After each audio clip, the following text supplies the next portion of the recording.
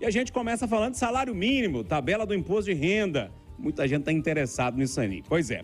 A Câmara dos Deputados aprova uma medida provisória que reajusta o salário mínimo e amplia a faixa de isenção do imposto de renda.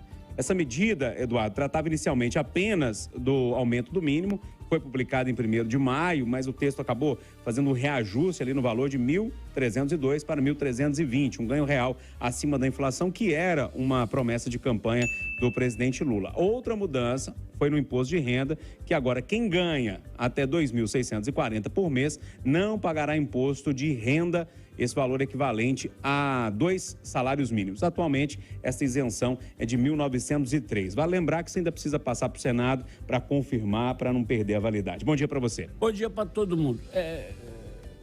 Se eu entendi bem, antes disso, deixa eu falar sobre o aumento do salário mínimo. Tem muita gente que fala, mas subiu de 1.302 para 1.320. Ô, gente, isso é simbólico.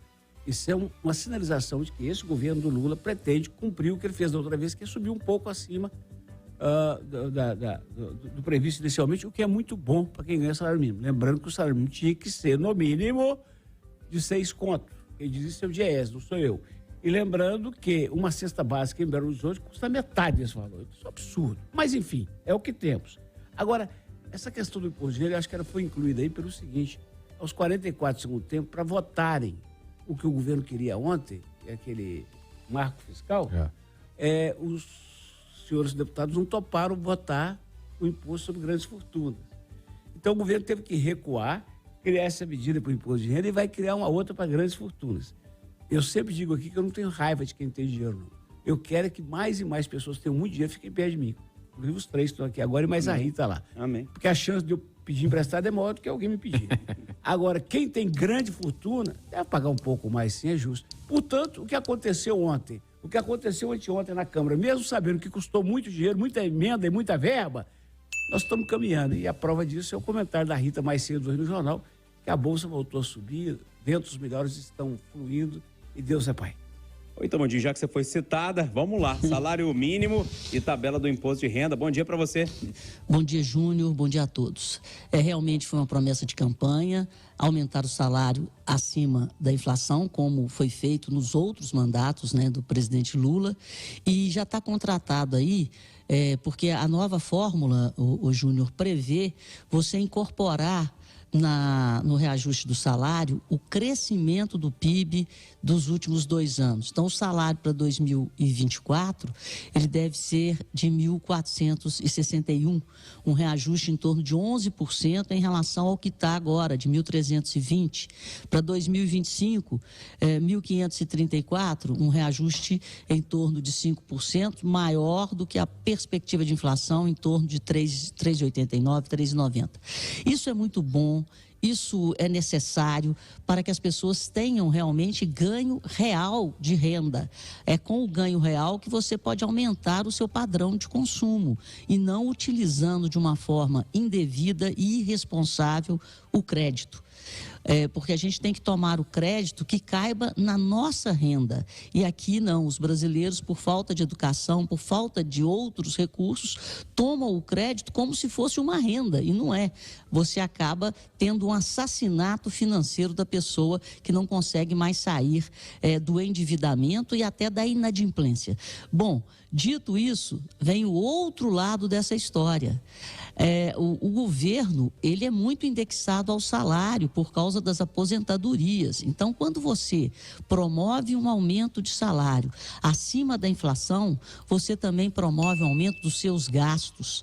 Então, é necessário você comprovar de onde virão as receitas suficientes para comportar esse aumento de gastos.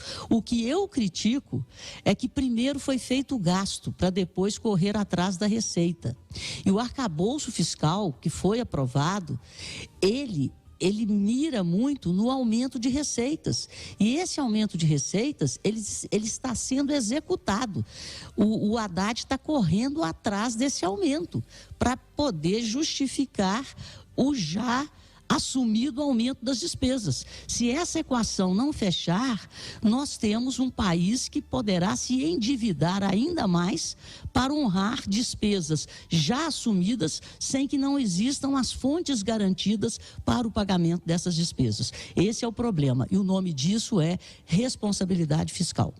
Ô, Lucas Ragazzi, esse outro lado que a Rita traz aí é de se preocupar um pouco. Bom dia para você. Bom dia, Júnior. Bom dia a todos do Conversa, aos nossos ouvintes. E esse ponto final que a Rita coloca, o texto original previa uma compensação ali de receita por conta desse aumento da faixa no imposto de renda, que era a taxação das offshores, aquelas empresas fora do Brasil que são de propriedade de brasileiros residentes aqui no Brasil. E foi retirado esse trecho do projeto de última hora no Congresso, não houve acordo, o governo topou retirar para aprovar o aumento do salário e essa ampliação da faixa do imposto de renda.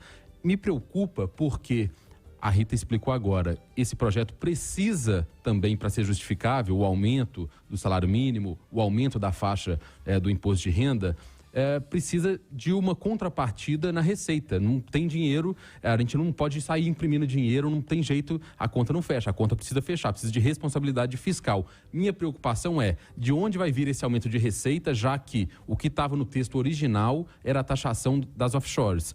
Historicamente, a gente sabe que essa conta costuma pesar para quem é mais pobre. Isso vai refletir onde? Essa receita vai vir de onde? Vamos aguardar os próximos capítulos, mas, querendo ou não, foi uma vitória ontem, um bom projeto que era necessário. Uhum. Oi, Rita. Só acrescentando a fala do Lucas, existia também, né, nessa compensação, quer dizer, eles fizeram antes de aprovar, mas existe também a taxação dos fundos exclusivos, que o Eduardo falou aí, a taxação dos ricos, né? Então, os fundos exclusivos, quando você cria um fundo próprio, é só para quem tem muito dinheiro, porque você tem que pagar taxa, você tem que pagar gestor. Então, você só paga imposto quando você retira, quando você saca cotas. Então, esses fundos exclusivos é fundo de quem tem muito dinheiro. Então, a pessoa não saca e ela fica ali ganhando dinheiro sem pagar impostos, ao contrário de todos nós mortais que, quando fazemos uma aplicação em renda fixa, você é tributado de acordo com o prazo da aplicação, e essa tributação, como a gente tem que renovar e sacar e precisa do dinheiro, o imposto vai de 22,5% até, no mínimo, 15%. A água corre para o mar, né?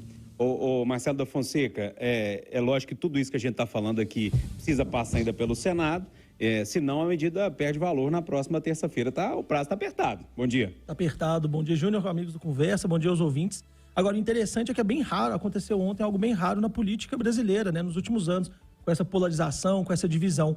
Foi quase unanimidade essa aprovação do aumento do salário mínimo, isso é importante, né? Foram mais de 430 votos, acho que apenas, foi até curioso, apenas um deputado votou contra, e aí ele falou que ele se confundiu na hora de votar lá e tudo mais. Então, interessante como que tem esse apoio, né? Vários estudos de economistas apontam como que o aumento do salário mínimo, né, o aumento real do salário mínimo, às vezes tem um impacto na economia muito mais significativo, né, do que qualquer programa que o governo tenha de transferência de renda.